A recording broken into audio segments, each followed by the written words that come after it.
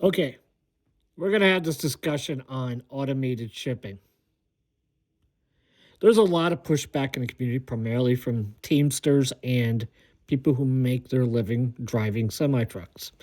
With all these illegals driving, literally illegals, driving all these semi trucks, there hasn't been any kind of, you know, understanding that the economy wants and is desiring to reduce shipping costs. And in places where it's possible to reduce shipping costs, such as, non explosive, non incinerary, non combustible type of things and non refrigeratable items, it's definitely worth looking at and examining. Predominantly, the idea would be having stuff that gets shipped like beds, vehicles, cars when they're shipped from the factory, or, you know, furniture, electronics, stuff like that getting shipped by semi truck autonomously is way more efficient than a non-autonomous shipping company and or a truck or whatever. And not necessarily a Tesla truck. Do you understand? Like I'm not looking at Tesla. There's nothing wrong with, if you want to go with Elon's platform.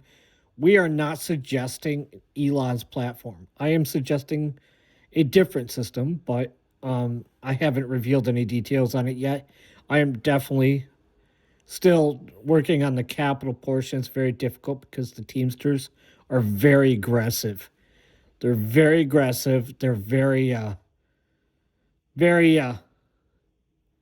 how we should say a few of them have been arrested because of them attacking me physically, and some of them have been arrested, and I'm more than certain it's going to happen again. I have no doubt that they're not going to stop attacking me.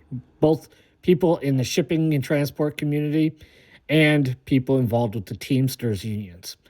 I have no doubt that they're going to keep doing this and keep attacking me, stealing my software and attacking my stuff, trying to prevent me from building autonomous shipping within the United States, the continental United States at least. However, we can beat the average truck driver on about 70% of cost of shipping.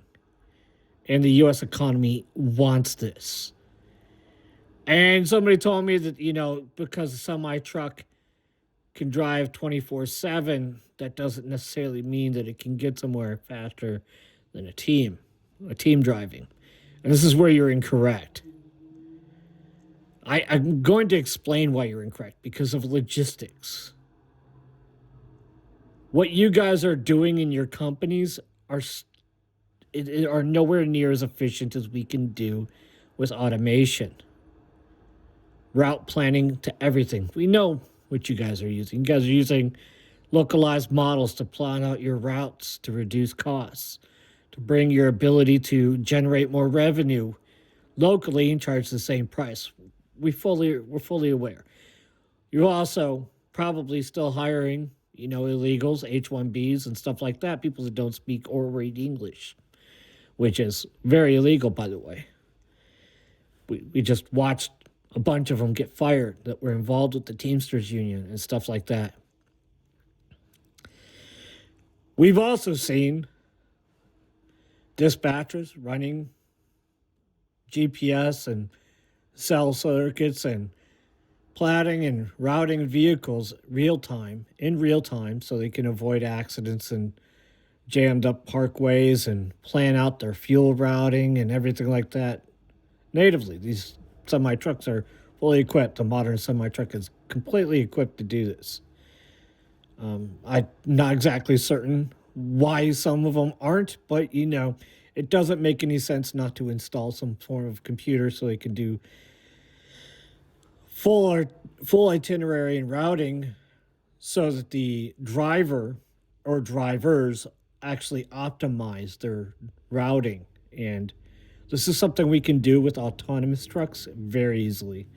Once the infrastructure is established to where the autonomous truck can essentially drive in, be serviced, and then drive out with no delays because the deposit and the cash and the payment would be automatic. There's no card, there's none of that stuff. It's just probably, you know, a localized drive up, ding ding, fueled up, ding ding, leaves. Do you understand? Like that simple. It can be that simple. And the fuel tanks can be larger on autonomous trucks because they no longer require sleeping cabs.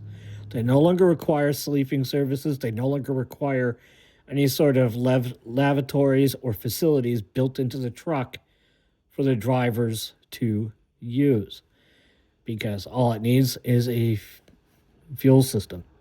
That's it. They don't need to sit and idle for any period of time whatsoever because there's no reason to idle. In the middle of winter, they can sit there and not idle. They don't need to. The only thing that needs to keep running is a small APU to keep the heater for the block going. That would be literally all it would need. It wouldn't even need to idle. Not that it's not inefficient for the semi truck or rather the diesel idles because they run for a few minutes and then turn off. And then they run until they're ready to take up and start off. They have auto start features on them now. I don't know if you're aware of this.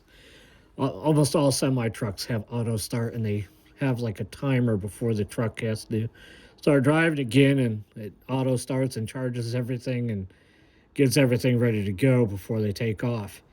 And that's how the modern semi truck is architected. They're almost ready to switch over into autonomous driving. So since the way our internet and interstate are constructed these days, everything is completely scalable and resilient. Because if an instance of the driving instructor or rather driving route planner and or control system crashes, it would essentially be able to restart again or have a remote connection take over immediately. It would maybe a little bit, a microsecond, a small little, maybe 100 milliseconds slower than a human would respond. But the response would have to be trained into it, obviously. As far as accidents, as far as accidents go, at that point, it's going to be essentially the trucks have their own lane along most interstates. It makes no sense not to. Because I see no reason why we would have to congest traffic by allowing trucks and cars to commingle for no reason. Obviously, that already exists in some states, on some interstates, and some highways where semi-trucks drive in one lane and regular commercial HOV stuff travels in another. But the conversation shouldn't even exist in the first place, because it's completely doable to have autonomous driving with a local model. It's completely doable. All of this is doable. A semi-truck has enough electricity to run an inference engine on device, rather on system, and have a communication device to assure that it's still tethered to the owner of the device or the trucking firm itself. How long would it take to drive up train up a system like this? Tesla's been doing it for 10 years as far as I'm aware. The vast majority of the technical difficulties with Teslas is not the autonomous driving so much as it is the fact that they are 100% battery powered.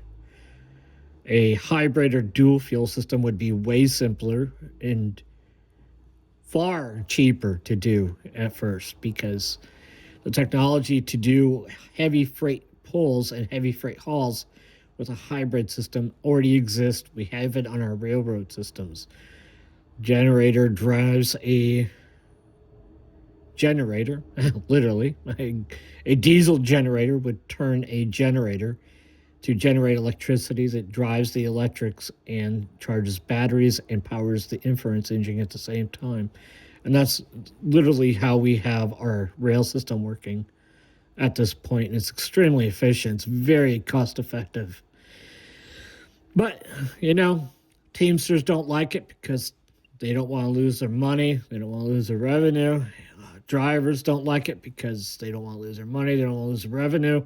They don't want to have a job that requires them to actually, get up and work. Um, I've been physically attacked by these people because of my personal perspective on it. And now it's too late because the AI systems have fully become entrenched, and we're only waiting on it's actually just local compute. That's all we're waiting on at this point is local compute. That's the only thing that's holding us up is local compute. Because some regulators are a little afraid that the satellite connection and cell phone service and however else redundancy system would not be able to maintain connection, because I believe the last time I had this conversation with somebody, a representative of a certain political party said, well, sometimes my phone doesn't have any bars. What are you going to do about it then? And then Starlink launched a few weeks later, which I thought was amusing. It's like, well, there's your answer, sweetie. Good luck. Have fun. Again, check my repo because that derp app is still there. It needs work. If you're industrious and you can program, it's like a framework, a skeleton to starting something. If you're that kind of person, I can't give you any other advice on that.